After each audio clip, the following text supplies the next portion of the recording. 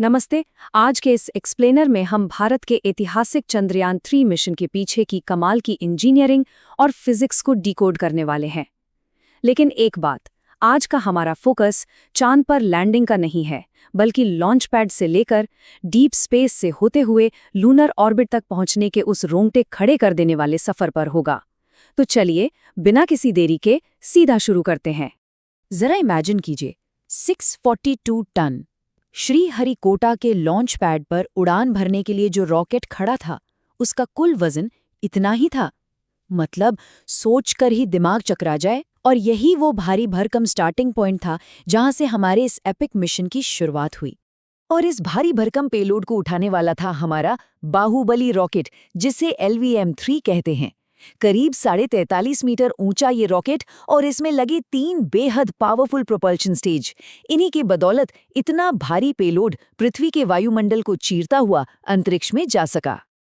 अब लॉन्च के वक्त इतना जबरदस्त थ्रस्ट, यानी वो जो इनिशियल पुश होता है ना, वो कैसे पैदा होता है? इसका इग्निशन सीक्वेंस बहुत ही दिलचस्प है।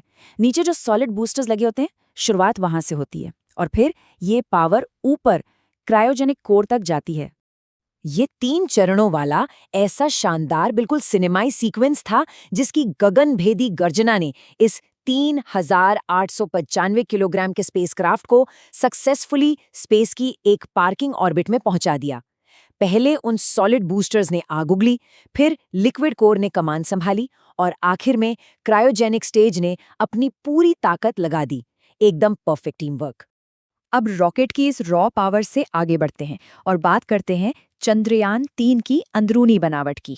रॉकेट के टॉप हिस्से में सुरक्षित पैक की गई इस एनकैप्सुलेटेड संरचना के अंदर वो असली पुर्जे मौजूद होते हैं जिन्हें अंतरिक्ष के उस जमा देने वाले और कठोर वैक्यूम में अपना असली सफर तय करना होता है, बिल्कुल एक सेफ के अंदर रखे किसी कीमती खजाने की तरह।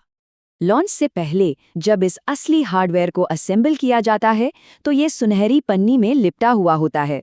ये दिखाता है कि मिशन के अलग अलग मॉड्यूल्स को कितनी बारीकी से और कितनी मजबूती से एक साथ फिट किया गया है। अगर इसे डिकोड करें तो चंद्रयान-3 मुख्य रूप से 3 कोर मॉड्यूल से मिलकर बना है। इनमें सबसे अहम रोल था प्रोपल्शन मॉड्यूल का।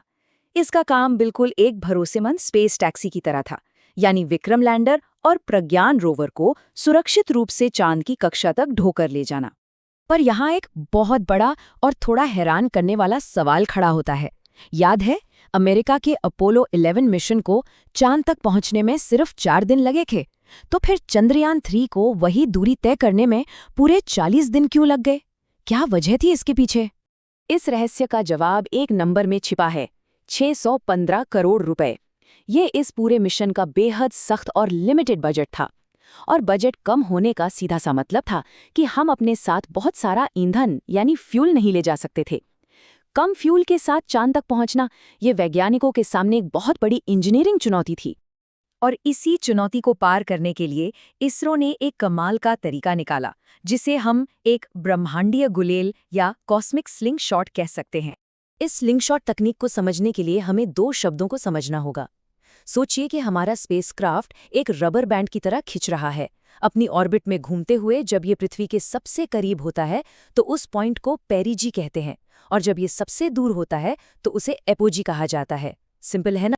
15 से 25 जुलाई के बीच के इन आंकड़ों पर ही गौर कर लीजिए। सिर्फ 10 दिनों के अंदर स्पेसक्राफ्ट की ऑर्बिट को 5 बार बढ़ाया गया।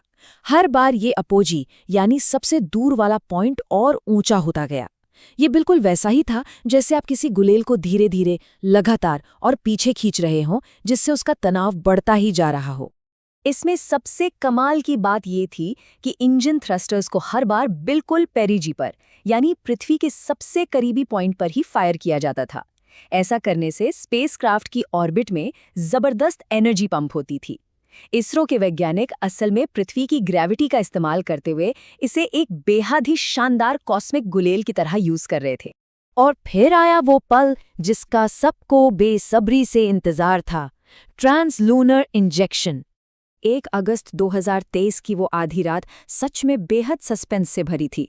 चंद्रयान-3 ने अपने थ्रस्टर्स को पूरी ताकत से चालू किया और एक फाइनल निर्णायक धक्का देते हुए आखिरकार पृथ्वी की ग्रेविटी की मजबूत पकड़ से खुद को पूरी तरह आज़ाद कर लिया।